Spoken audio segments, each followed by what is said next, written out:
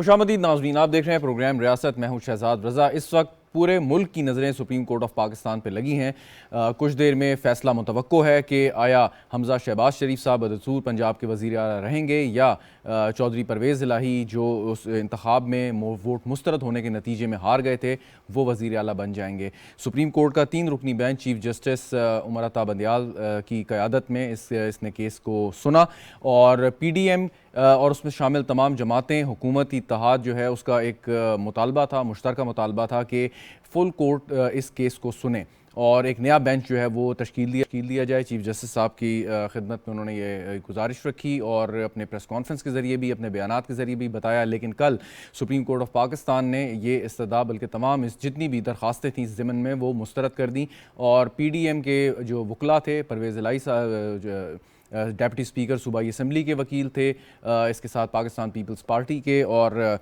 इसमें जो ये मामला चल रहा था उन्होंने बायकॉट कर दिया और इरफान कादर साहब ने उस पर ख़ासी बात की, कोशिश करते रहे। लेकिन जब ये फ़ैसला आया तो एक मुश्तरका हिकमत अमली के तहत अदालती कार्रवाई का बायकॉट किया। फ़ैसला महफूज हो चुका है। आज 6 बजे इस फैसले को सुनाया जाना चाहिए था, लेकिन अब से 2 घंटे मज़ीद गुजर गए हैं। पहले कहा गया कि 7:30 बजे सुनाएंगे और अब 7:30 में भी आधा घंटा गुजर चुका है, लेकिन फ़ैसला अभी तक नहीं आया। यकीनन जज साहिबान थोड़ी देर में आएंगे और ये फ़ैसला सुनाएंगे। क्या फ़ैसला होगा ये तो उसी वक्त हम बता सकते हैं, लेकिन हुकूमती इत्तेहाद ने अपनी हिकमत अमली खासी वाज़े कर ली है इस मामले में और उन्होंने ये कहा कि एक सख्त मौक़िफ़ अपनाना पड़ेगा। अब से थोड़ी देर पहले मरीम नवाज़ शरीफ साहिबा का भी एक बयान सामने आया जिसमें उन्होंने कहा हुकूमत को सख्त मौक़िफ़ अपनाना चाहिए, लीडर ऐसे ही हालात में जन्म लेते हैं। और साथ साथ पाकिस्तान पीपल्स पार्टी के जो रहनुमा हैं फ़रहतुल्लाह बाबर साहब, उन्होंने भी एक बयान जारी किया जिसमें उन्होंने सुप्रीम कोर्ट के जजेस के पावर्स के हवाले से और रिटायरमेंट के बाद जो जिस तरीके से जजेस को मुख्तलिफ ओहदों पर फाइज किया जाता है उस हवाले से उन्होंने अपना एक इज़हार ख़याल किया। तो इस वक्त महसूस ऐसा हो रहा है कि एक सख्त हिकमत अमली हुकूमत अपनाएगी, लेकिन वो क्या होगी और यकीनन जो भी हिकमत अमली होगी वो आइन और कानून के दायरे में होगी। और दूसरी जानिब अगर परवेज़ इलाही साहब कामयाब होते हैं तो पाकिस्तान तहरीक इंसाफ जिस तरीके से एक बात कर रही थी कि वो अब ज़्यादा जोश के साथ वफाकी दारुल हुकूमत पर आएंगे लॉन्ग मार्च की सूरत में या एहतजाज की सूरत में और दबाव डालेंगे हुकूमत के फौरी तौर पर इंतखाबात कराए जाएँ। वफाकी हुकूमत आईन पाकिस्तान के तहत इस वक्त कायम है और ये सवाबदीदी इख्तियार है लीडर ऑफ द हाउस का और सारी काबीना का कि वो कब चाहें कि इंतखाबात हों, आया वक्त से पहले हों या वक्त पर हों। इस पर गुफ्तगू करते हैं। मुझे स्टूडियो में ज्वाइन कर रहे हैं राना मकबूल साहब, सेनेटर हैं, पाकिस्तान मुस्लिम लीग नवाज से ताल्लुक़ है। बहुत शुक्रिया राना साहब आपका। मुर्तज़ा सुलंगी साहब हमारे साथ मौजूद हैं, वीडियो लिंक पे तज्ज़ियाकार हैं। बहुत बहुत शुक्रिया मुर्तज़ा सुलंगी साहब आपका। हैदर वहीद साहब माहिर कानून भी हमारे साथ मौजूद हैं। हैदर वहीद साहब आपका भी शुक्रिया। हम दीगर वकला से भी राय लेने की कोशिश करेंगे कि वो इस ज़िमन में क्या कहते हैं। राना साहब आपसे मैं आगाज़ करता हूँ। फ़ैसला पे तो अभी तबसरा नहीं करते, फ़ैसला कुछ देर में सामने हमारे आ जाएगा, लेकिन अब ये बार बार आपके PDM के रहनुमाओं और ख़ास तौर पे मरीम साहिबा ने जो बात की कि सख्त मौक़िफ़ अपनाना चाहिए, मैं चाहूँगा थोड़ा सा इसको वाज़े कर दें कि ये सख्त मौक़िफ़ से मुराद क्या है। हिकमत अमली अगर ये मुश्तरका हो या नून लीग की भी हो। देखिए इस सख्त मौक़िफ़ का तो मैं समझता हूँ, मेरी उनसे बात तो नहीं हुई, वो है towing the straight line, not hunting with the hound, running with the hare, absolutely straight, being forthright in politics. So that's her, because वो बहुत ज़्यादा ये तो लाइन हमेशा से आपकी थी। आप नहीं ये स्ट्रेट लाइन नहीं थी। नहीं स्ट्रेट का मतलब ये सॉफ्ट तो होती रही ना लाइन, ये तो बात हमें माननी चाहिए ना। ठीक, तो बाहर सूरत ये एक स्ट्रगल होती है, it's a battle for democracy. अगर आप सिंसियरली इसमें फ़ाइट करते हैं तो finally the final answer is success, तो वो करना चाहिए। It's a huge party, they have a following. पिछली दिनों की पॉलिसी की वजह से नुकसान भी हुआ पार्टी को, उसकी पॉपुलैरिटी को नुकसान हुआ और चलो एक फ़ैसला हो गया था, अब हो गया, लेकिन अब सारी चीज़ों को रिपेयर करने की ज़रूरत है। तो that can be only done with determination and with proper political acumen, तो उससे ही होगा इंशाल्लाह। ये तो इसका ये अच्छा, माजी में हुकूमत वक्त और आला अदलिया यानी सुप्रीम कोर्ट ऑफ पाकिस्तान माजी गवाह है, बहुत सारे ऐसे वाक़यात हैं कि जिसमें नहीं बनी, फ़ैसलों से मुत्तफ़िक नहीं थे और कुछ ऐसे नाखुशगवार वाक़यात भी माजी का हिस्सा हैं, तारीख़ का हिस्सा हैं। लेकिन हमने माजी करीब में हाल ही में देखा कि अदालत के फ़ैसलों की जो सियासी जमातें हैं, चाहे वो हुकूमत में हो या हुकूमत से बाहर हों, उनको तहफ़्फ़ुज़ात हों, लेकिन उन्होंने उनको मनोवन तस्लीम किया, एक्सेप्ट किया। मिसाल के तौर पे मियाँ नवाज़ शरीफ साहब जब डिस्क्वालीफाई हुए और उनको वज़ारत उज़्मा से हटाया गया, तो बजाय इसके उन्होंने एहतजाज किया फ़ैसले के ऊपर यकीनन, लेकिन आपकी जमात ने बहैसियत हुकूमत ने इसको एक्सेप्ट किया। सो अब भी लोग ये सवाल करते हैं कि सख्त मौक़िफ़ एक अपनी जगह, लेकिन अदालत का फ़ैसला क्या कबूल होगा या नहीं होगा? वो कहते हैं ना कि तन हम दाग दाग शुद्ध पंबा कुजा कुजा न हम, सारा जिस्म पे तो ज़ख्म है, अब कहाँ कहाँ रखेंगे हम मरहम। तो एक थोड़ा हुआ है, मरियम के साथ जो हुआ है अल्लाह माफ़ फरमाए, वो तो बोलती नहीं थी और बताती नहीं थी, सेल में बंद कर दिया, चारपाई के ऊपर कपड़ा नहीं है, वॉशरूम नहीं है, दवाई नहीं है, यानी इंतहा दर्जे की मेल ट्रीटमेंट किसी की बेटी के साथ करना। और जब उनके बाप को पता चलता था वो बहुत ज़्यादा मगमूम होते थे, हम भी सारे मगमूम होते थे। तो इसलिए ये इस तरह की हार्डशिप्स जो हुई हैं, जिससे तकालीफ दी गई हैं, कैद करना तो अलग बात है, वो भी अगर कोई जायज़ बनता है तो होना चाहिए, नाजायज़ तो नहीं होना चाहिए। इस वजह से एक रिएक्शन भी डेवलप हुआ है अगेंस्ट एट्रॉसिटीज़, जो आप कह रही हैं कोई सख्त लाइन जो है। तो आपने कहा कि फ़ैसलों को तस्लीम कर लेना मनोहन, वो ठीक है, कर लेना चाहिए, लेकिन देखना चाहिए कि फ्यूचर में इसके साथ क्या होगा। मैं उस कमेटी में हूँ जो जजों की अपॉइंटमेंट की तरफ करती है, हम इंटरव्यू भी करते हैं। हर जज साहब जो आते हैं, ऑनरेबल जज साहब, मैं ही उनसे पूछता हूँ ज़्यादा, आपके आइडियल जज कौन से हैं?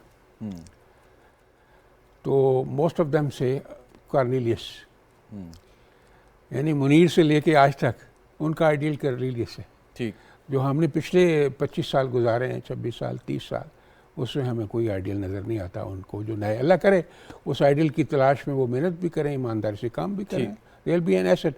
बात यह है कि तारीख लिखी जा रही है, अगर हमने अच्छे और ईमानदारी से सही फैसले कर दिए तो कौम की तामीर के लिए ये बहुत बड़ा कदम होगा। बिल्कुल ठीक। चले, लेकिन अगर हम फॉल्टर कर गए राइट, तो everybody will pay through nose. बिल्कुल ठीक। मुर्तज़ा सोलंकी साहब, अब फैसला आ जाएगा चंद मिनटों में, हम उम्मीद कर रहे हैं मुअज़्ज़ज़ जज साहिबान आके इसका ऐलान करेंगे।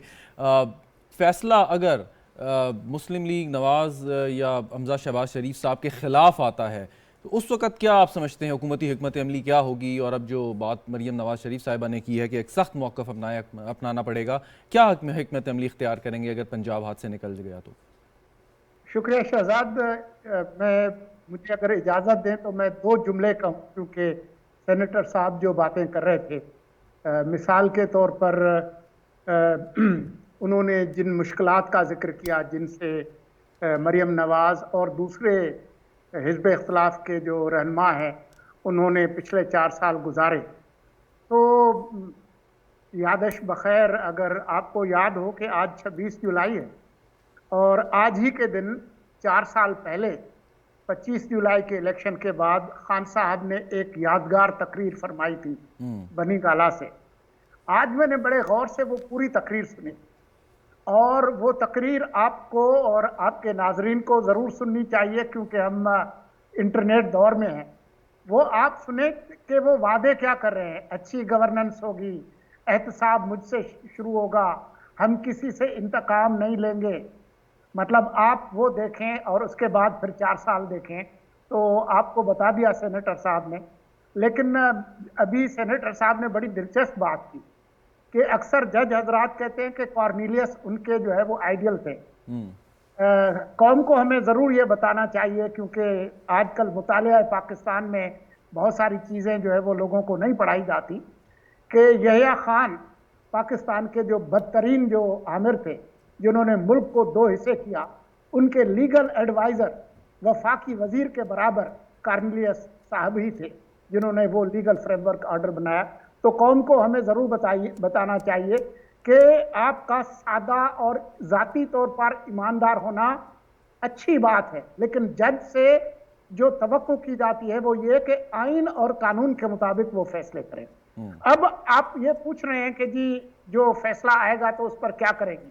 देखें, फैसला या हमजा के हक में आएगा या हमजा के खिलाफ आएगा। पहले से ही उनके वकील कह चुके हैं कि अगर खिलाफ आएगा तो हम जो रिव्यू पिटीशन है उसका हक इस्तेमाल करेंगे, लेकिन हम ये चाहेंगे कि वो रिव्यू पिटीशन फुल कोर्ट सुने, ये 3 रुकनी बेंच ना सुने, क्योंकि वो पहले ही उस पर अदम एतमाद कर चुके हैं। दूसरा, अगर परवेज इलाही वजीर आला बन भी जाते हैं तो ये परवेज इलाही पर भी इन्हिसार होगा कि क्या वो इमरान खान अगर उनसे कहें कि भाई असेंबली तोड़ दो, तो क्या वो 3 दिन के लिए वजीर आला बनेंगे? और अगर वो अपनी हुकूमत कायम भी रखते हैं, तब भी एक सवाल होगा कि अगर इमरान खान पंजाब की आईनी इंतजामी मशीनरी को वफाकी हुकूमत को तहोबाला करने के लिए इस्तेमाल करेंगे, तो क्या परवेज इलाही उसका हिस्सा बनेंगे या नहीं बनेंगे? तो बहुत सारे सवालात हैं जिनके जवाबात आना बाकी हैं।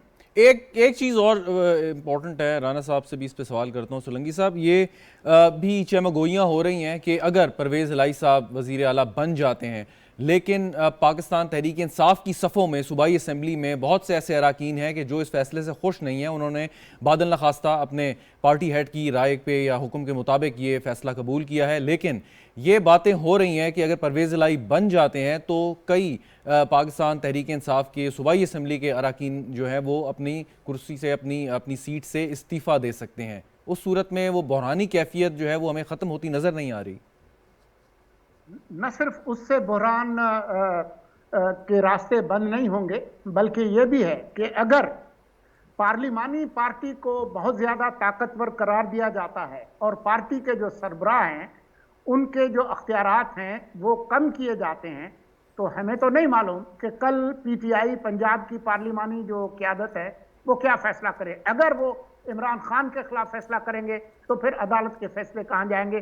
सवालात बहुत सारे हैं जो हमें इंतज़ार करना चाहिए कि जब फैसला आए और उसको पढ़ के और उसके बाद फिर ख़ासतौर पर मेरे जो दोस्त हैं वहीद साहब, वो आपकी ज़्यादा मदद कर सकते हैं क्योंकि कानून उनकी महारत का एरिया है।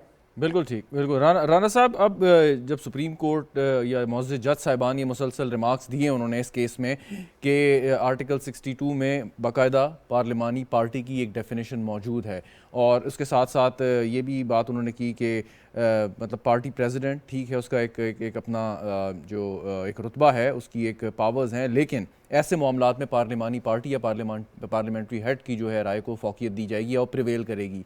ऐसी सूरत में मतलब जो सेंटर ऑफ पावर है, माजी में जो देखा कि पॉलिटिकल पार्टी का हेड उसको ड्राइव करता था, वो शिफ्ट हो जाएगा, सूबाई असम्बलियों में चला जाएगा, कौमी असम्बली में चला जाएगा, सेनेट में होगा, जो भी पार्लियामेंट्री लीडर होगा वो ज़्यादा ताकतवर होगा पार्टी लीडर की बनिस्बत।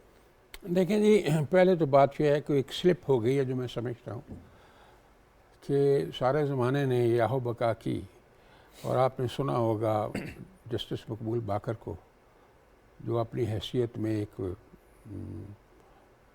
आला किस्म की शख्सियत हैं, बतौर जज भी, बतौर पर्सनैलिटी भी। उन्होंने क्या कहा था, ये जो कहते हैं कि क्राइसिस बढ़ता जाएगा, ये क्राइसिस मैनेज हो जाता अगर फुल कोर्ट बेंच बन जाता, क्योंकि ये इशू नेशनल इशू है, सारी पॉलिटिकल पार्टीज़ का इशू है, इसकी फ्यूचरिस्टिक इम्प्लीकेशंस हैं जो मैं समझता हूँ ये मान लेना चाहिए था, ये डिमांड जो है। और इससे सारे के सारे सुरखरू हो जाते, सारे के सारे 12 या 17 जितने जज हैं वो बैठते, अपनी इनपुट देते, कलेक्टिव विजडम इस्तेमाल करते, तो सूरत हाल जो है वो ठंडी भी होती और बेहतर भी होती। ये तो हो गई है गलती हमारे से। अब आपने जो कही है कि जो पार्लियामेंट्री लीडर है और जो हेड ऑफ द पार्टी है उसकी हेजमनी हो जाएगी या पार्लियामेंट्री लीडर की हेजमनी हो जाएगी। देखें, जो पार्टी बनाता है या पार्टी को का लीडर होता है, वो लीडर वही होता है। पार्लियामेंट्री लीडर जो है वो भले कैसे, how can he violate the instructions of his party head, क्योंकि पार्टी तो उसने बनाई है, तो उसको तो वो नहीं कर सकता किसी सूरत भी। यहाँ एक डायकॉटमी आई है जिसकी वजह से ज़्यादा ये तकलीफ़ हुई है, लोगों को इंतशार हुआ है। आप कुछ महीना, 1.5 महीना, 2 महीने पहले जब इमरान साहब लिखते हैं कि जी आपने वोट जो है परवेज़ इलाही को देना है, ठीक है, जो लोग उसकी नहीं करते तामील, उसके ऊपर 2 एक्शन किए जाते हैं। कॉन्स्टिट्यूशन की तो स्पिरिट ये थी कि वो जो है अपनी सीट खोएगा और अब लेकिन वोट उसका काउंट होगा। जी बिल्कुल। अब नई बात आ गई कि जी वोट भी काउंट नहीं होगा और सीट भी खो देगा, ठीक है। और ये उस वक्त एक्शन हुआ जब वो इलेक्ट हो चुका था 196 वोटों से हमजा। अब उसी आइडेंटिकल उसी पैटर्न पे चौधरी शुजात ने जो डायरेक्शन भिजवाई उसके ऊपर ये हो गया। ये तो अभी इलेक्ट भी नहीं हुआ था, इन द प्रोसेस था। तो इस डिसइक्विलिब्रियम की वजह से बहुत ज़्यादा बिकरिंग है। इस इशू को रिजॉल्व करना चाहिए था, अभी इशू रिजॉल्व नहीं हुआ। और आपने देख लिया कि लोग तो पहले डिससेटिस्फाइड हैं। आज आपने उनको भी सुना था, इरफान कादर को, जी हम इनके ऊपर तो नहीं करेंगे, हम जो अगर हमने रिव्यू भी किया तो हम चाहेंगे कि और लोग सुने। तो इसलिए ये बात दूर तक जा पहुंची है। इसको कंटेन किया जा सकता था, मैनेज किया जा सकता है। ये सारी हौसले की बातें हैं जो जिससे कौमों की ज़िंदगी के धारों को बदला जा सकता है। इससे पहले हुकूमत की एक हिकमत अमली थी कि परवेज़ इलाही साहब को आसानी से वज़ीर आला बनने नहीं देना। तमाम तर वो सियासी हरबे जो कानून और आइन जिसकी इजाज़त देता है वो आप इस्तेमाल करेंगे कि हमजा शहबाज शरीफ साहब बदस्तूर वज़ीर आला के तौर पर काम करते रहें। अब सुप्रीम कोर्ट के फ़ैसले के बाद क्या तब्दीली आप देखते हैं? अभी भी कोई सियासी हरबा बचा है कानून आइन के दायरे में? जो जब फैसला आएगा जी पता चल जाएगा फिर क्या स्ट्रेटजाइज किस तरह करते हैं। जो बेसिकली ये लॉयर्स ने करना होता है, उन्होंने गाइड करना होता है, वही उसके ऊपर देखेंगे कि क्या होगा। एक सियासतदान की हैसियत से आप क्या समझते हैं कि आइनी बहरान इससे कम होगा, ज़्यादा होगा, किस क्या क्या क्या? नहीं, आइनी बहरान जिससे बाहर सूरत ज़्यादा बढ़ेगा, टेंशन भी बढ़ेगी इससे। और मेरा तो हमेशा से ये व्यू रहा, पहले भी मैं जब आपके पास आता हूँ, कि politician they should must demonstrate their sobriety and wisdom. ये जो हर जगह रोज़ फसाद आपस में डाल के बैठ जाते हैं, अपने लिए भी मसाइल पैदा करते हैं, कौम के लिए भी मसाइल पैदा करते हैं। बैठे हैं एक मेज़ पे बैठे हैं, जंगों के फैसले जो पार्ले टेबल पे होते हैं तो इनके नहीं हो सकते। जी बिल्कुल, क्या ये सारे इकट्ठे बैठ के आज या कल डेट नहीं तय कर सकते उसकी? बिल्कुल बिल्कुल की जा सकती है से काम करना अगर पॉलिटिकल विल हो तो यकीनन की जा सकती है। पॉलिटिकल विल हो और पॉलिटिकल सेंसिबिलिटी हो। मुर्तज़ा सोलंकी साहब, आज सदर आरिफ अलवी साहब की कुछ सहाफ़ियों से मुलाकात हुई जिसमें उन्होंने कहा कि मैं अपना किरदार अदा कर सकता हूँ मुज़ाकरात के सिलसिले में अगर तमाम साइड्स जो हैं वो एग्री हों इस पर। हमने देखा कि पाकिस्तान तहरीक इंसाफ जो है वो बरमला कहती है कि हमने किसी इशू पर बात नहीं करनी इस हुकूमत से क्योंकि हम तस्लीम नहीं करते, हम सिर्फ बात करेंगे नए इंतखाबात की तारीख के ऊपर। आप ऐलान कर दें, हम बैठने को तैयार हैं। अब कुछ लोग ये बात कर रहे हैं कि जी ये आज के फैसले के बाद जो है एक नई राह हमवार हो जाएगी मुज़ाकरात की। तहरीक इंसाफ ने भी ये रियलाइज़ किया है, लेकिन वो पंजाब अपने पास ना होने पर इतना एक उन्होंने रिजिड स्टांस लिया था। तो अब अगर पंजाब उनके पास चला गया तो आप समझते हैं कि वो नरमी ले आएंगे अपने स्टांस में इमरान खान साहब और मुज़ाकरात के लिए अपनी टीम को भेज देंगे? देखिए, सियासतदान जो हैं वो तो मुज़ाकरात के बातचीत के रास्ते कभी भी बंद नहीं करते। और इमरान खान की जमात में तो बहुत सारे सियासतदान हैं जिनका कुछ तजुर्बा भी है। परवेज़ खटक साहब एक मिसाल हैं। लेकिन जो खान साहब हैं उनके सियासतदान होने पे बहुत सारे सवालात हैं, क्योंकि वो जिस तरह से सियासतदान को एक्ट करना चाहिए वो उस तरह से एक्ट नहीं करते। वो अपने आप को जिहादी कहते हैं और वो कहते हैं कि जी वो मैं जिहाद कर रहा हूँ। तो वो एक बिल्कुल ही एक नई किस्म की कैटेगरी में है।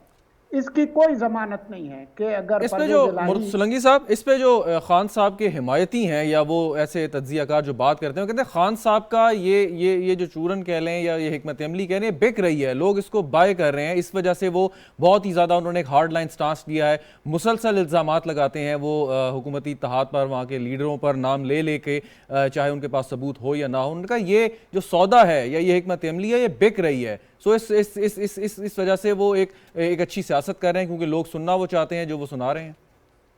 देखिए, जो उनकी पार्टी का हार्ड कोर है, जो अवाम की अक्सरियत नहीं है, उसमें तो ये चूरन ज़रूर बिकता होगा। जो उनके पार्टी के सरगर्म कारकुनान है उसमें तो ज़रूर बिकता होगा। लेकिन जो आम लोग हैं उनको इससे कोई सरोकार नहीं है कि किसने किसको कितनी बड़ी गाली निकाली। लोगों के जो मसाइल हैं वो आप शहर में जाएं, मार्केट में जाएं तो वो आपको बता देंगे कि जी बिजली के बिल, जी गैस के बिल, जी हाउस रेंट, जी अशियाए खुर्दोनोश की कीमतें, जो ट्रांसपोर्ट के किराए, ये जो लोगों के जो असल मसाइल हैं वो है। खान साहब अपना जो हार्ड कोर है जिसको वो हर रोज़ जो है वो ज़्यादा शिद्दत पसंद बना रहे हैं, उनमें ज़रूर बिकता होगा और वो बेचने की कोशिश भी करते हैं। लेकिन ये कोई सियासी अमल नहीं है और ये कोई कामयाबी की ज़मानत नहीं है। अगर आपका इशारा जो अभी पंजाब के अंदर ज़िमनी इंतखाबात हुए हैं उसमें जो उनकी अपनी जो 20 नशिस्तें थीं जिसमें से उन्होंने 15 जीती हैं, तो उसकी जो वजूहात हैं वो सिर्फ उनका सख्त गिर बयानिया नहीं है, उसके जो अवामिल हैं उसमें बढ़ती हुई महंगाई है, जो अफरात ज़र है और जो एक सियासी अदम इस्तेहकाम है।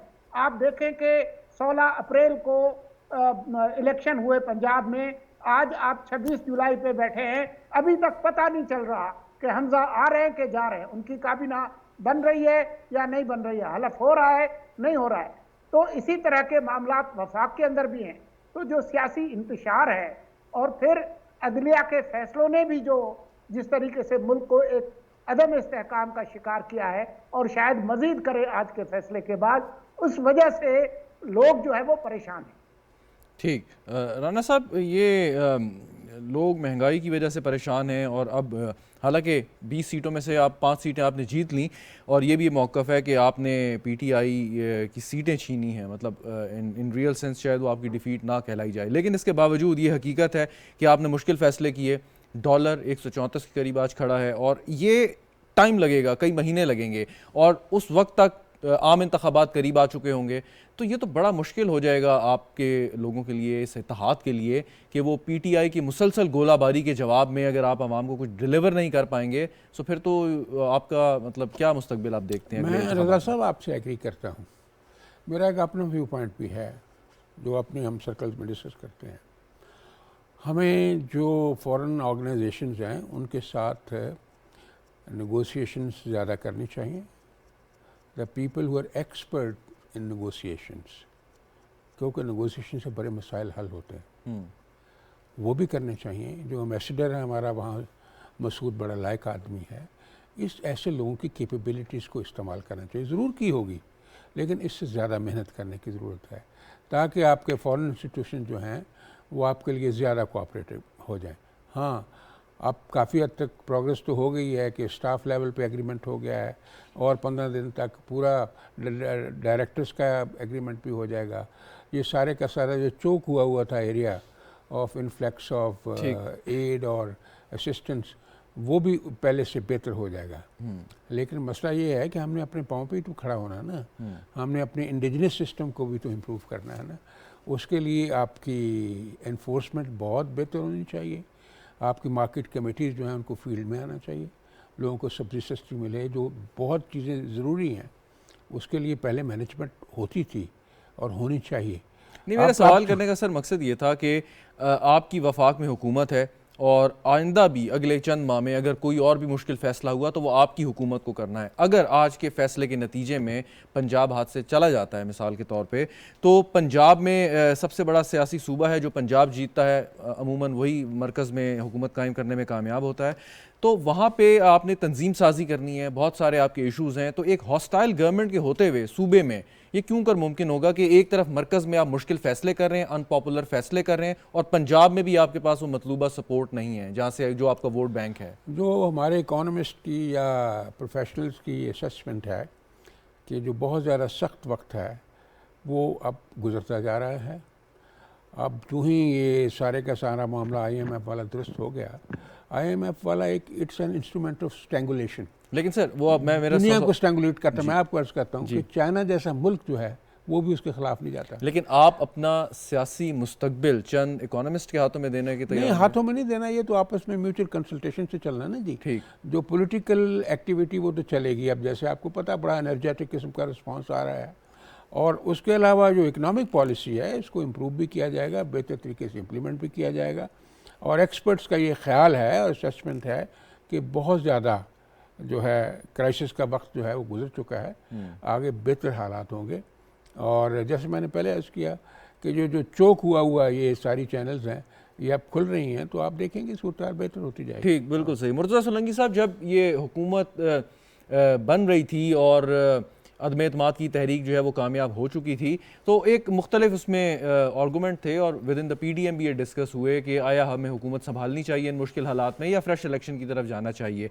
अब अगरचे जो इकनॉमिक टीम है हुकूमत की वो कह रही है कि बुरा वक्त गुजरता जा रहा है और आगे अच्छा वक्त आएगा, चंद माह बाद जो है वो उसकी बेहतरी रिलीफ आवाम को मिलना शुरू हो जाएगा। But it's a long shot still कि अगर मरकज़ में आप मुश्किल फ़ैसले, अनपॉपुलर फ़ैसले करते जाएंगे और KP में या पंजाब में आपकी हुकूमत नहीं है, तो फिर ये सियासी तौर पे कितना मुश्किल होगा आप इलेक्शन में जाएं और एक एतमाद के साथ जाएं और आपको यकीन हो कि आप एक अच्छी कामयाबी हासिल करने में कामयाब होंगे। देखिए जी, मुश्किल तो होगा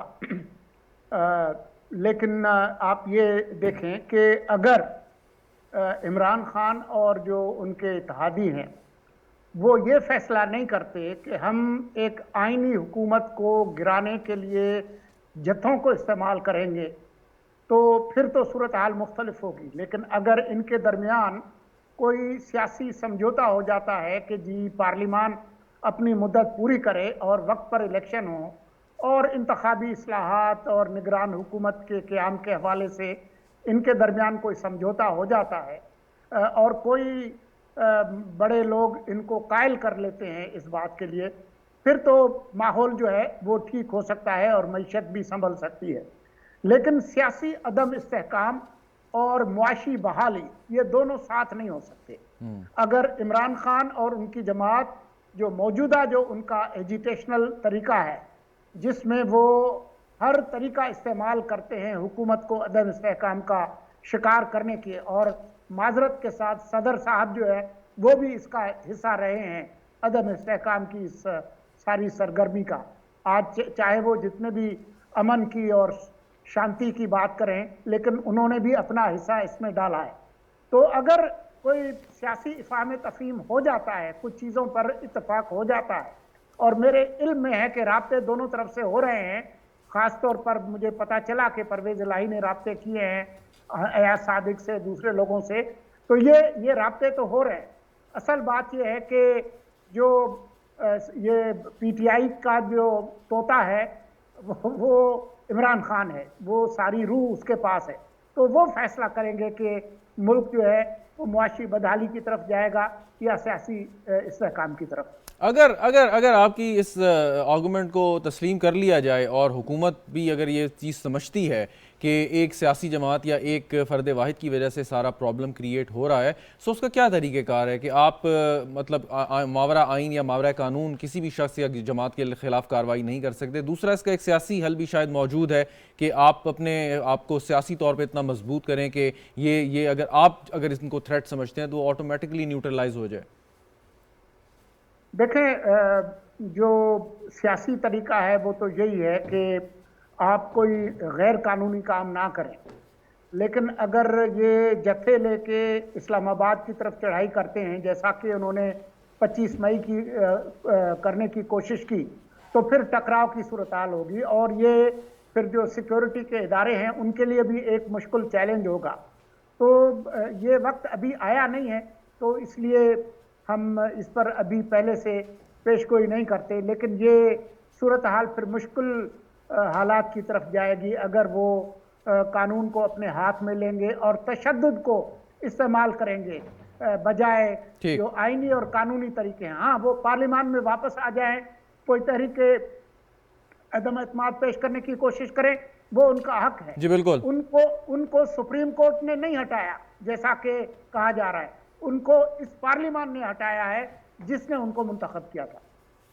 जी बिल्कुल। राना मकबूल साहब, अब फैसले फैसला हम इंतज़ार है हम सबको कि फ़ैसला आए और हम देखें कि उसमें क्या जज साहिबान ने तहरीर किया है। इन केस अगर पंजाब का सियासी बहरान ख़त्म नहीं होता, ये भी इत्तलात थी कि परवेज़ इलाही अगर आते हैं तो PTI के जो नाराज़ अरकान हैं वो अपनी नशिस्तों से इस्तीफ़ा दे दें, तो आप समझते हैं कि मरकज़ में अगर हुकूमत चल रही है उसके होते हुए पंजाब की हद तक या दीगर कोई सूबा अगर चाहे तो वहाँ पर इंतखाबात करा दिए जाएँ और ये मसला ख़त्म कर दिया जाए, अगर कोई ऐसी सूरत निकलती है, आपके ख्याल में पॉसिबल है या नहीं? नहीं, एक तो मैं मिथ जो आपने बात की कि जी 5 नशिस्तें हैं, अगर आप कैलकुलेट करें, अगर वाकई वेव चलती तो ज़मानतें ज़ब्त होनी चाहिए थी मुस्लिम लीगी कैंडिडेट्स की। अब फ़र्क है कि हालांकि उनके सारी कॉन्स्टिट्यूंसीज थी, लाहौर में उनकी कॉन्स्टिट्यूंसी एक उन्होंने ले ली, जो 4 उनकी थी। टोटल वोट जो हैं 10 लाख अप्रॉक्सीमेटली हैं इसके पीटीआई के, और 8.5 लाख हैं नून लीग के। अब देख लें आप फ़र्क कितना है। एरिया भी उनका था, कॉन्स्टिट्यूंसी भी उनकी थी। ऐसे हालात में जबकि इकोनॉमिक कंडीशंस इतनी ख़राब हो चुकी हैं और कितनी स्काई रॉकेटिंग प्राइसेस हैं, फिर भी लोगों ने रिस्पॉन्ड किया। अब ये फ़र्क जो है 10 लाख का और 8.5 लाख का, आप ज़रा अंदाज़ा कर लें। जी बिल्कुल। इसलिए ये सूरत हाल ऐसी नहीं है जैसी कही जा रही है। अगर आप देखेंगे, असेस करेंगे ऑन ग्राउंड, तो सिचुएशन बहुत डिफरेंट है। एक सेंस ऑफ एसोसिएशन है मियां नवाज़ के साथ, और उसकी जो रिप्रेजेंटेटिव है मरियम नवाज़, वो उसे तो वक्त ही नहीं दिया गया। मैं तो हमेशा गिला करता रहा हूँ कि आप क्यों बार बार ऐसे करते हैं, क्यों स्टॉप लगाते हैं। पॉलिटिकल स्ट्रगल ऐसे नहीं होती कि आप गैप देते जाएं। Let us struggle, let us lead the party, and finally they had to decide now कि she lead the party in politics, and you will see that अल्लाह उसे ज़िंदगी दे। she is a different person, her determination और her strength जो है that is invincible, I tell you। और फिर वो प्योर है अपने सारी बातों में, तो ना किसी के साथ कोई जबर करती है, ना किसी के साथ ज़्यादती करती है। she is so humble, नमाज़ी, परहेज़गार, तहज्जुद गुज़ार, ना किसी को गाली देना है। तो बहरहाल मैं ये कहता हूँ कि सूरत हाल will be all together different इंशाल्लाह। ठीक, it will change and improve with in days. ठीक, बिल्कुल सही। चलें, उस्मान वड़ाइद साहब हमारे साथ मौजूद हैं, इस्लामाबाद बार के ऑफिशियल हैं। बहुत बहुत शुक्रिया उस्मान साहब हमें ज्वाइन करने का। अब सवाल ये है कि अभी तो हम वेट कर रहे हैं, आप भी यकीन इंतज़ार कर रहे होंगे कि सुप्रीम कोर्ट कब फैसला अपना सुनाती है। जो डेप्यूटी स्पीकर के वकील हमजा शहबाज शरीफ साहब के वकील या पाकिस्तान पीपल्स पार्टी, उन्होंने बायकॉट किया और साथ ही ये बात भी की कि हम रिव्यू में जाएंगे अगर फैसला हमारे खिलाफ आता है, लेकिन रिव्यू इन जज साहिबान पर मुश्तमिल ना हो, जैसे पहले उनका मुतालबा था एक फुल कोर्ट होना चाहिए। तो कोई ऐसी मिसाल है माजी में कि अगर 3 रुकनी बेंच ने फैसला किया और रिव्यू पिटिशन सामने आई तो बेंच को तब्दील कर दिया गया या नहीं? जी शुक्रिया बहुत बहुत।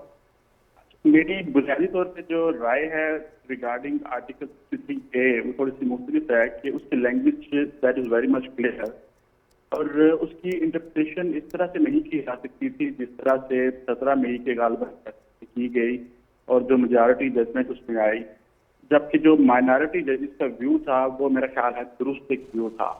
और जो दीगर 3 जजेस ने उसमें अपनी ओपिनियन कायम की, वो मैं समझता हूँ कि री राइटिंग ऑफ द कॉन्स्टिट्यूशन के मुताबिक है जी। और ये मामला तकरीबन एक पॉलिटिकल नौयत का मामला है, और पार्लियामेंट्री पार्टीज, पॉलिटिकल पार्टीज उनको ये इसमें एक डिबेट के जरिए उसको सॉर्ट आउट करना चाहिए, ना कि जो सुप्रीम कोर्ट है और हमारी आला अदालतें हैं वो पॉलिटिकल और लेजिस्लेचर की डोमेन में एंटर होके और उसमें उसको रेगुलेट करें, या तमाम कार्रवाई को, पार्लियामेंट की कार्रवाई को या पॉलिटिकल पार्टी की कार्रवाई को उसको रेगुलेट। लेकिन रिव्यू की गुंजाइश तो रहेगी, फैसला कोई भी आए हर फरीक के पास। तो अगर क्या मैं सवाल ये था कि अगर वो कहते हैं कि जी रिव्यू हमने इस बेंच के सामने नहीं लेके जाना, हमें फुल कोर्ट चाहिए या लार्जर बेंच चाहिए, तो क्या ये ऐसी नज़ीर कोई मौजूद है कि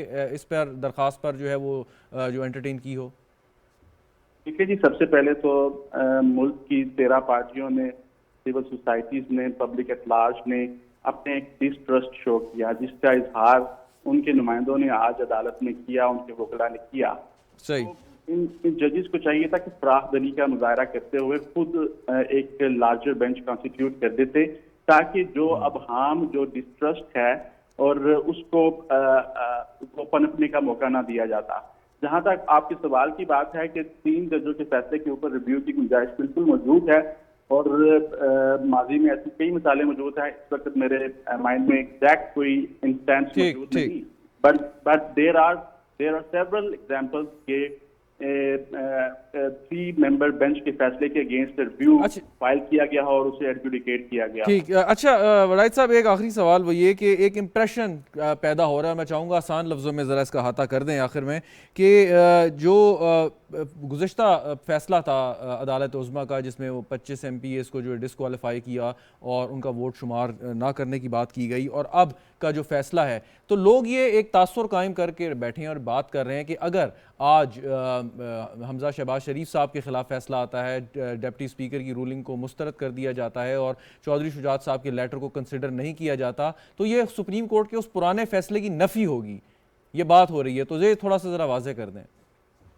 जी बिल्कुल, मेरी भी राय बिल्कुल कुछ इसी तनाजुर में है कि 63 की लैंग्वेज बड़ी क्लियर है। 63A की जो कहती है कि एक मेंबर पार्लियामेंट जो पार्टी पॉलिसी की, पार्टी डायरेक्शन की अगेंस्ट एक्ट करता है तो उसे वो डिफेक्शन का मुस्तहिक होगा और पार्टी हेड उसको उसकी डिफेक्शन के लिए अप्लाई करेगा और स्पीकर उसका रेफरेंस बना के इलेक्शन कमीशन में भिजवाएगा और इलेक्शन कमीशन उसको फर्दर उसको डी-सीट करेगा। ये बड़ी सिंपल सी लैंग्वेज थी, but unfortunately in my opinion जब 17 मई का फैसला आया तो इस आर्टिकल 63A की इंटरप्रिटेशन काफी उस लैंग्वेज से हट के कर दी गई है, जो जिसने मजीद अब हार्म और कंफ्यूजन पैदा की। अब अगर सुप्रीम कोर्ट ये फैसला देती है कि जनाब पार्लियामानी पार्टी की डिसीजन लेती है रिगार्डिंग की policy of the party line, तो वो बिल्कुल एक पार्टी हेड को उसमें से मिनिस्टर करने की एक सिचुएशन होगी और स्टेटस को उसकी हैसियत को बिल्कुल ही जिसकी कोई हैसियत नहीं रहे। तो ऐसा तो मुमकिन नहीं है कि जनाब पार्टी हेड जो है वो अपनी कोई पॉलिसी और गाइडलाइन दे अपने अरकान के लिए और उसको कंसीडर ना किया जाए, जबकि पार्लियामानी पार्टी जो है वो उससे बरक्स जाके कोई अपनी गाइडलाइन दे दे। बिल्कुल ठीक, बहुत बहुत शुक्रिया। उस्मान वड़ाई साहब हमारे साथ मौजूद है। सुलंगी साहब, एक हिस्टोरिकल कॉन्टेक्स्ट में एक सवाल मैं आपसे करना चाहता हूं कि जब नज़रिया ज़रूरत को इंसर्ट किया हमारी पॉलिटिकल और जुडिशल हिस्ट्री में अदालत उज़्मा ने, और उसके बाद ज़्यादातर वो इस्तेमाल हुआ जो गैर जमहूरी ताकतें हैं उनके एक्शंस को जस्टिफाई करने के लिए, और अब आज जब ये केस सुना जा रहा है तो इसमें हमें कई ऐसे इंपॉर्टेंट रिमार्क्स सुनने को मिले चीफ जस्टिस साहब की जानिब से और दीगर जो मौजूद जज साहिबान बैठे हैं कि हमें मुआशी हालात का इदराक है, और उन्होंने सवाल किया क्या ये हमारी वजह से है। साथ में ये भी बात हुई कि ज़मीर के मुताबिक फ़ैसला करने के लिए बैठे हैं, जिस पर कई जो लीगल एक्सपर्ट हैं उन्होंने अपनी राय दी। तो ऐसी सूरत हाल में कि जब मुअज़्ज़ज़ जज साहिबान को पता हो कि सियासी सूरत हाल जो है वो गैर यकीनी है या पैदा हो जाएगी या मुआशी सूरत हाल ख़राब है, तो वो जो एक नज़रिया जिसको हम माजी में दफन कर चुके हैं और हम बड़े फ़ख्र से ऐलान करते हैं, तो वो माजी में तो किसी और मकसद के लिए इस्तेमाल होता था। अगर जमहूरियत के तसलसल के लिए कोई ऐसी बात हो तो उसमें कोई मुज़ायका है? देखें, बात यह है कि जो जज हजरात हैं, जो सुपीरियर जुडिशरी है, उनसे तवक्को ये है कि जो मुल्क का आइन और कानून है उसके मुताबिक फैसले करें। न इसमें ज़मीर का मामला है, न इसमें पार्टियों के अंदर जमहूरियत लाने की ख्वाहिश हो सकता है, ना ये कि जी कौमी मफाद में क्या है, ना ये कि जी वो मुआशी हालत जो है वो कैसे ख़राब है उसको हम कैसे ठीक कर सकते हैं। ये काम आपके नहीं है, ये काम सियासतदानों के हैं, पार्लिमान के हैं, मुतल्लिका इदारों के हैं। इस मुल्क के अंदर जो बहुत सारा जो बिगाड़ आया है वो ये है कि हर आदमी जो अपने हिस्से का काम है वो छोड़कर किसी और का काम करना शुरू कर देता है। तो ये तो जस्टिस मुनीर और मौलवी तमीज़ुद्दीन केस से लेके जितने मुल्क में मार्शल लॉ लगे हैं, ये सारा उस हवाले से एक लंबी तारीख है। तो मेरे ख्याल में ये जो खुद जुडिशल एक्टिविज्म था उसने कितना नुकसान पहुंचाया। आप याद करें कि 18वीं तरमीम में जजेस की तैनाती का एक तरीक़ाकार बनाया गया था जो कि आलमी जो उसूल हैं जिसमें पार्लिमान की बालादस्ती होती है उसके तहत होनी थी। और उस वक्त के चीफ जस्टिस इफ्तिखार चौधरी ने बाकायदा धमकी दी कि मैं आपका पूरा 18वीं तरमीम उड़ा कर रख दूंगा, और फिर पार्लिमान की कनपट्टी पर बंदूक रखकर 19वीं तरमीम बनवाई गई। इसी वजह से, इन तमाम हालात की वजह से मुल्क के दो बड़े सियासतदानों और दो बड़ी जमातों, पीपल्स पार्टी और नून लीग ने 2006 में मीसाक जमहूरियत किया था, और उसके एक जो शिक है या क्लाज है या पैराग्राफ है उसमें यह भी था कि हम आइंदा जो है वो एक वफाकी आईनी अदालत बनाएंगे, फेडरल कॉन्स्टिट्यूशनल बिल्कुल। कोर्ट, तो जो कि वफाकी इकाइयों की नुमाइंदगी करेगी। तो ये इसी वजह से फिर आपको आज वो फरतुल्लाह बाबर की ट्वीट्स भी नजर आती हैं। तो ये जो मामलात हैं ये तब तक ठीक नहीं होंगे जब तक जो मुसल्लमा उसूल हैं ट्राइकॉटमी ऑफ पावर के वो बहाल नहीं होंगे, और फिर इस तरह से नहीं होगा कि 184 जो है उसका फैसला किसने करना है उसके खिलाफ अपील नहीं होगी, और फिर जो बेंच की जो तश्कील है वो सिर्फ चीफ जस्टिस के पास होगी। अभी पार्टियों के अंदर जमहूरियत की ख्वाहिश जो है वो आपको जजेस के रिमार्क्स में नजर आ रही है। ये पार्टियों के अंदर जमहूरियत अदालत ने बहाल नहीं करनी, बिल्कुल। ये पार्टियों ने खुद करनी है, दुरुस्त। अवाम ने करनी है, पार्लियामान ने करनी है। मैं कुछ अर्ज करूं? जी श्योर। अभी सोलंकी साहब ने ये बात की यूनिटी की, और ये एक मौका फिर हमने ज़ाया कर दिया है। जितनी पार्टीज जो है वो एप्लीकेशंस लेके आई सुप्रीम कोर्ट में कि आप लार्जर बेंच या फुल कोर्ट बेंच जो है उसको तश्कील दें, उसमें ऐसी पार्टियां भी थीं जिनका पाकिस्तान के साथ डिसेंट था, आपको याद होगा माजी में। हाँ माजी में। जी। अब वो लोग जब एक जगह पे मरकज़ पे इकट्ठे हुए हैं मुल्क की सॉलिडारिटी के लिए, और आपसे वो प्रेयर कर रहे हैं, और एक रियासती इदारे की तरफ देख रहे हैं। और वो प्रेयर कर रहे हैं कि मेहरबानी करें आप लार्जर बेंच बना दें या फुल कोर्ट बेंच बना दें, ताकि सारे लोग मुतमिन होंगे, जो वो कह देंगे सारे लोग उसको यकीन कर लेंगे। ठीक। फिर उस पे ऊपर न करना, ये तो मैं समझता हूँ ये तारीख इसको इंटरप्रेट करेगी। एक और बात जो कि प्रोसीजरल भी है, लीगल भी है। अब 3 जज साहिबान का फैसला जो है वो जो है 3 से ज़्यादा उसको चेंज कर सकते हैं। जी बिल्कुल। ये जो रोल है पार्टी हेड का, उसके बारे में फैसले आए। जो नवाज शरीफ साहब के ख़िलाफ़ जस्टिस साकिब निसार ने किया था फैसला, उसमें उन्होंने पूरी तरह डिटेल दी कि पार्टी हेड का क्या रोल होता है, और ये इलेक्टोरल रोल के ऊपर भी उन्होंने बड़ा जोर दिया। और वो 5 जजों का फैसला था, headed by the chief justice. और इसी तरह वो उनका जो है शेख साहब जो हैं अजमत सईद का फैसला 8 जजों का, अदरवाइज भी। तो अब 3 जजों को नहीं फैसला ये करना चाहिए था, क्योंकि अब अगर आपने 8 जजों का फैसले को चेंज करना है या 5 जजों के फैसले को चेंज करना है तो उनकी तादाद से उससे ज़्यादा होगी। अच्छा, तो इस होगा। पे वैसे ड्यूरिंग द हियरिंग जज साहिबान ने वाजे किया कि हम उन फैसलों के पाबंद नहीं हैं, ये बात बीच में आई थी। नहीं, खैर बहरहाल वो तो उनकी अपनी मर्जी है, वो जज साहिबान है वो कर सकते हैं ऐसे जी। लेकिन जो इसमें जो प्रेसिडेंट्स और प्रैक्टिस यही है कि जो फैसला आपने चेंज करना है, और फिर इसमें मैं समझता हूँ इंसिस्ट करने की ज़रूरत ही नहीं थी। ये तो सारा नेशनल इशू था, कोई 2 इंडिविजुअल्स का इशू तो था नहीं, तो ये मान के कर लेते तो सारा इशू पंक्चर हो लेकिन गया। अब रिव्यू की बात आएगी ना, एक तो वो पुराने केसेस थे, अब असल फोकस आपका क्या होगा आगे चल के? रिव्यू में जाने का होगा, सियासी तौर पे इसको देखेंगे, या अदालत उज़्मा से आप उम्मीदें नहीं, खत्म कर लेंगे, क्या आज करेंगे आप? उन्होंने कहा है इरफान कादर ने कि हम रिव्यू करेंगे जो भी ये लिखे, लेकिन अगर हमारे लेकिन हम जो है अगर फुल बेंच आपको मिलता है, फुल बेंच या किसी और बेंच से आप रिक्वेस्ट करेंगे कि ये ऑनरेबल जज साहबान ये ना सुने, क्योंकि ये अपनी ओपिनियन दे चुके हैं। और ठीक है, रिव्यू में ये होता है अमूमन के जो जज साहबान फैसला करते हैं उस बेंच में होते हैं। ये भी हो अगर के फुल कोर्ट बेंच बढ़ा दिया जाए, ये 3 भी बैठ जाए, बिल्कुल अपना ठीक। नुक्ता नज़र बयान करें। एक सवाल लास्टली ये कि आपने अभी कहा कि अगर परवेज़ इलाही साहब वज़ीर आला बन जाते हैं तो उससे सियासी बहरान में इजाफा होगा। ये भी आपको यकीन है कि सियासी बहरान में इजाफा होगा तो उससे मुल्क की मईशत पर बुरा असर पड़ेगा? अब सियासी बहरान या मुआशी बहरान को हल करने की जिम्मेदारी फॉर्चुनेटली या अनफॉर्चुनेटली वफाकी हुकूमत के कंधों पे आ जाती है। तो अगर परवेज़ इलाही साहब वज़ीर आला रहते हैं और आपके ख्याल में सियासी बहरान भी बढ़ता है, सो वफाकी हुकूमत अपना क्या किरदार अदा करेगी, कैसे इसको ठीक करेगी? देखिए, वफाकी हुकूमत जो है ना, ये बहुत बड़ी पार्टी की, बल्कि बहुत ज़्यादा पार्टियों की हुकूमत है, और बहुत बड़ी पार्टी है मुस्लिम लीग। मैं तो जानता हूँ, सारी ज़िंदगी मैंने वहाँ गुजारी है।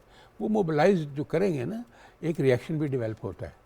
तो आप देखेंगे कि सूरत हाल पार्टी की हद तक कितनी बड़ी इम्प्रूव कर जाती है, और कितने लोग पार्टिसिपेट करना शुरू कर देते हैं पॉलिटिकल एक्टिविटी में, इन्वॉल्व हो जाते हैं।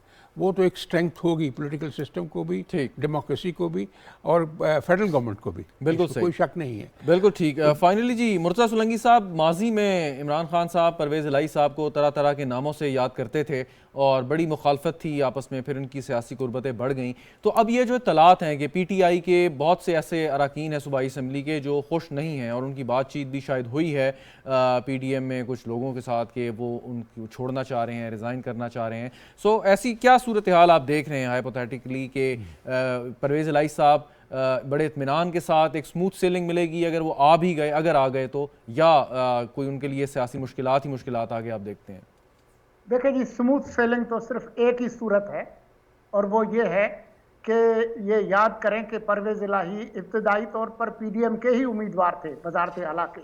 जी। फिर अब उनके कान में किसने फूंक मारी कि वो बनी गाला पहुंचे, वो नहीं मालूम। तो वो क्योंकि पुराने सियासतदान हैं, जी। तो मुझे मतलब ये नामुमकिनात में से नहीं है कि वो वज़ीर आला बनने के बाद अपना जो मौक़िफ़ है उसको तब्दील कर लें ठीक। और जो है वो PDM की पार्टीज के साथ जो है बिल्कुल ठीक। वर्किंग बना लें। तो सियासत में कुछ भी नामुमकिन नहीं है। नामुमकिन नहीं है। बहुत शुक्रिया मुर्तज़ा सोलंकी साहब, आप हमारे साथ मौजूद थे। राना साहब, आपका भी बहुत बहुत शुक्रिया। नाज़रीन, गुफ्तगू आपने सुनी, प्रोग्राम देखने का शुक्रिया। इजाज़त दीजिए, खुदा हाफ़िज़।